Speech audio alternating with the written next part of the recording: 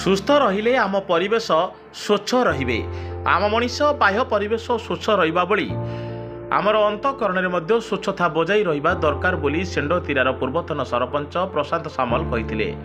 ଜାତିର ଜନକ ମହାତ୍ମା ଗାନ୍ଧୀଙ୍କ 155ତମ ପବିତ୍ର ଜନ୍ମ ଜୟନ୍ତୀ ଉପଲକ୍ଷେ ଆଜି ଭଦ୍ରକ ଜିଲ୍ଲା ବନ୍ତ ବ୍ଲକ ଅନ୍ତର୍ଗତ ସେଣ୍ଡତିରା ଗ୍ରାମ ପଞ୍ଚାୟତରେ ସରପଞ୍ଚ ପ୍ରଶାନ୍ତ କୁମାର ଦାସଙ୍କ ତତ୍ତ୍ୱାବଧାନରେ ସ୍ୱଚ୍ଛତା ହିଁ ସେବା 2024 କାର୍ଯ୍ୟକ୍ରମ ପ୍ରବଳ ଉତ୍ସାହର ସହିତ ପାଳନ କରାଯାଇଛି।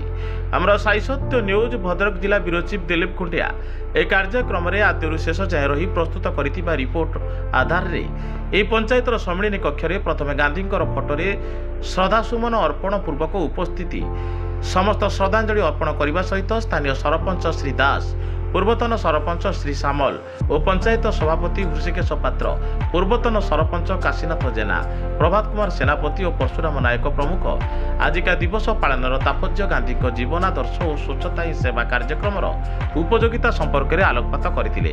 ଏହାପରେ ପ୍ରଥମରୁ ଶେଷ ପର୍ଯ୍ୟନ୍ତ ଏହି ଦୁଇ ସରପଞ୍ଚ ସଭାପତି ଶ୍ରୀ ପାତ୍ର, ପୂର୍ବତନ ସରପଞ୍ଚ କାଶୀନାଥ ଜେନା ଓ ନାୟବ ସରପଞ୍ଚ କାହ୍ନୁଚରଣ ଦାସ ପ୍ରମୁଖଙ୍କ ସହିତ ଦଳଗତ ନିର୍ବିଶେଷରେ ଉପସ୍ଥିତ ସମସ୍ତ ପୁରୁଷ ଓ ମହିଳାମାନେ ଖଡ଼ିକା ଝାଡ଼ୁରେ ସଫା କରି ଶିଉଳି ଛଡ଼ାଇବା, ବ୍ଲିଚିଂ ପାଉଡର ସିଞ୍ଚନ, କୋଦାଳରେ ଆବର୍ଜନା ଗୋଟାଇ ଠୁଳ କରିବା ଓ ଘାସ ଓ ଅନାବନା ଗୁଳ୍ମ କାଟି ସଫା କରିବା ସହିତ ଅଳିଆ ଗୁଡ଼ିକରେ ନିଆଁ ଲଗାଇ ପୋଡ଼ିବା ଆଦି କାର୍ଯ୍ୟ ମାଧ୍ୟମରେ ପଞ୍ଚାୟତର ପରିସର ଓ ମୁଖ୍ୟ ଫାଟକର ବାହାର ପର୍ଯ୍ୟନ୍ତ ସଫାସୁତୁରା କରିଥିଲେ।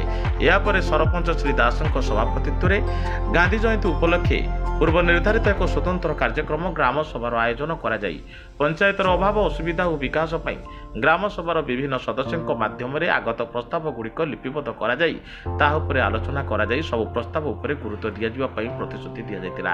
ଉଭୟ ସ୍ୱଚ୍ଛତା ହିଁ ସେବା ଓ ଗ୍ରାମ ସଭା କାର୍ଯ୍ୟକ୍ରମରେ ନାୟବ ସରପଞ୍ଚ କାହ୍ନୁଚରଣ ଦାସ, ଫକୀରଚରଣ ବିଶ୍ୱାଳ, ପ୍ରଭାତ କୁମାର ସେନାପତି, ପରଶୁରାମ ନାୟକ, କିଶୋର ଚନ୍ଦ୍ର ବିଶ୍ୱାଳ, ପୀତବାସ ଜେନା, ସୂର୍ଯ୍ୟମଣି ସାହୁ, ସୁଭାଷ ମଙ୍ଗଳ, ଏମ୍ବିକେ ରଶ୍ମିତା ପଣ୍ଡା, ସିଆର୍ପି ମଧୁସ୍ମିତା ଖୁଣ୍ଟିଆ, ଲକ୍ଷ୍ମୀପ୍ରିୟା ମଙ୍ଗଳ, ରଶ୍ମିତା ପାତ୍ର ପ୍ରମୁଖ ବହୁ ପୁରୁଷ ଓ ମହିଳା ଦଳଗତ ନିର୍ବିଶେଷରେ ବହୁ ବ୍ୟକ୍ତି ଉପସ୍ଥିତ ରହିଥିଲେ।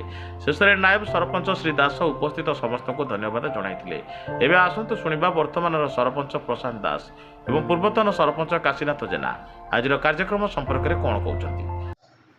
ଆଜି ଅକ୍ଟୋବର 2 ଗାନ୍ଧୀ ଜୟନ୍ତୀ ଅବସରରେ ସେଣ୍ଡତିରା ପଞ୍ଚାୟତ ଆନୁକୂଲ୍ୟରେ ଏକ ସ୍ୱତନ୍ତ୍ର ଗ୍ରାମ ସଭାର ବୈଠକ ଆୟୋଜନ କରାଯାଇଥିଲା। ଏହି ବୈଠକରେ ଏ ଅଞ୍ଚଳର ସମସ୍ତ ବୁଦ୍ଧିଜୀବୀ ଏବଂ ଏ ଅଞ୍ଚଳର ଗୁରୁଜନ ଏବଂ ଏ ଅଞ୍ଚଳର ଏସ୍ଏଚ୍ଜି ମାଆମାନେ, ସମସ୍ତ ୱାର୍ଡ଼ ସଭ୍ୟ ସମସ୍ତଙ୍କୁ ନେଇକି ଆଜି ଏକ ବୈଠକ ହୋଇଥିଲା। ଏହି ବୈଠକରେ ବହୁତ ସାରା ପ୍ରସ୍ତାବ ଆସିଲା।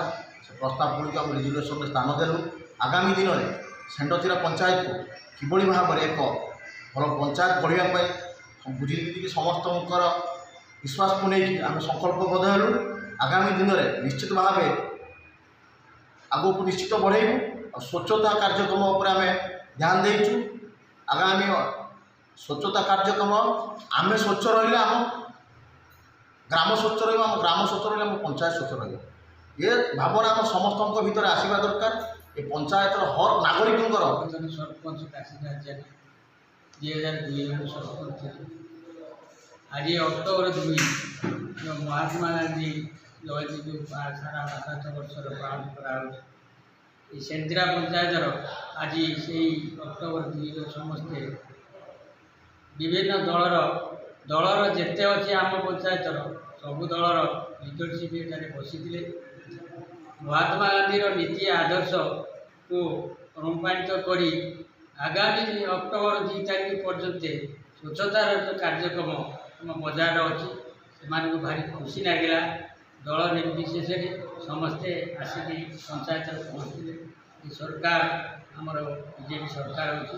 ବିଜେପି ଲୋକ ବି ଆସିଥିଲେ, ସିପିଆଇ ଲୋକ ବି ଆସିଥିଲେ, କଂଗ୍ରେସ ଲୋକ ଆସିଥିଲେ। ଆମର ଭାରି ମୁଁ ଏ ମିଟିଂର ଭାରି ଖୁସି। ତେଣୁ ସମସ୍ତିଙ୍କ ସହଯୋଗର ହାତ ବଢ଼େଇ ଆମର ଯେଉଁ ସ୍ୱଚ୍ଛତା କାର୍ଯ୍ୟକ୍ରମ ରହିଛି, ରାସ୍ତାଘାଟ ବିଭିନ୍ନ। ଭଦ୍ରକରୁ ବ୍ୟୁରୋ ଚିଫ୍ ଦିଲ୍ଲୀପ ଖୁଣ୍ଟିଆଙ୍କ ରିପୋର୍ଟ, ସାଇ ସତ୍ୟ ନ୍ୟୁଜ୍।